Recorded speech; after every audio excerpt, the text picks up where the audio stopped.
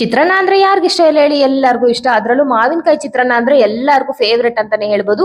ಅದನ್ನ ಮನೇಲೇ ಇರುವಂತ ಇಂಗ್ರೀಡಿಯೆಂಟ್ಸ್ ನ ಬಳಸ್ಕೊಂಡು ಮಾಡ್ಬೋದು ಸಿಂಪಲ್ ಆಗಿ. ಬನ್ನಿ ಅದನ್ನ ಹೆಂಗ್ ಮಾಡೋದಂತ ತೋರಿಸ್ಕೊಡ್ತೀನಿ. ಒಂದು ಮಾವಿನಕಾಯಿ 2 ರಿಂದ 3 ಈರುಳ್ಳಿ ಎಲ್ಲಾನು ಕೂಡ ತಗೊಂಡು ಕಟ್ ಮಾಡಿ ಇಟ್ಕೊಳ್ತಾ ಇದೀನಿ. ಮಾವಿನಕಾಯಿನ ತುರಿದು ಇಟ್ಕೊಳ್ಬೇಕಾಗತ್ತೆ. ಈ ತರ ಒಂದು ದಪ್ಪ ತಳದ ಪಾತ್ರೆನ ಇಟ್ಕೊಳ್ಬೇಕಾಗತ್ತೆ. ಒಂದ್ ಕಡೆ ಅನ್ನ ಮಾಡಿ ತಣ್ಣಗಾಗೋದಕ್ಕೆ ಬಿಡ್ಬೇಕಾಗುತ್ತೆ. ಯಾಕೆಂದ್ರೆ ಅನ್ನ ಯಾವತ್ತು ಉದುದ್ರಾಗಿರ್ಬೇಕು. ಚಿತ್ರಾನ್ನ ಮಾಡ್ಲಿ ಪುಳಿಯೋಗರೆ ಮಾಡ್ಲಿ ಉದುದ್ರಾಗಿದ್ರೆ ತುಂಬಾ ಚೆನ್ನಾಗಿರುತ್ತೆ.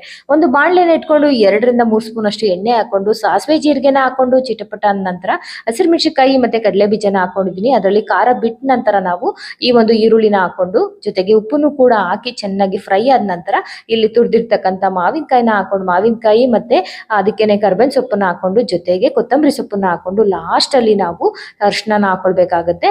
ಇವಾಗ ರುಚಿ ನೋಡ್ಕೊಳ್ಳಿ, ಉಪ್ಪೇನಾದ್ರೂ ಕಮ್ಮಿ ಇತ್ತು ಅಂದ್ರೆ ಹಾಕೊಳ್ಬಹುದು. ಬೇಕು ಅಂದ್ರೆ ತೆಂಗಿನಕಾಯಿನೂ ಕೂಡ ಬಳಸ್ಕೋಬಹುದು. ನಾನಿಲ್ಲಿ ಕಡಲೆಬೇಳೆ ಉದ್ದಿನಬೇಳೆ ಸ್ಕಿಪ್ ಮಾಡಿದೀನಿ. ನಮ್ಮ ಮನೇಲಿ ಅಜ್ಜಿ ಇರೋದ್ರಿಂದ ನೀವು ಹಾಕೊಳ್ಳಿ. Thank you.